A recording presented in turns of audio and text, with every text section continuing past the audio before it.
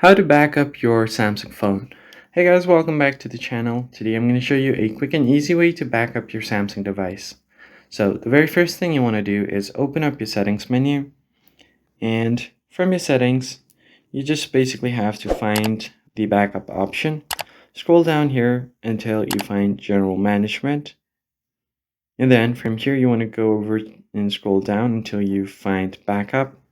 If you don't see it here, you can find the reset option, and then from there, you can do a temporary cloud backup, or you can do external storage backup via USB device.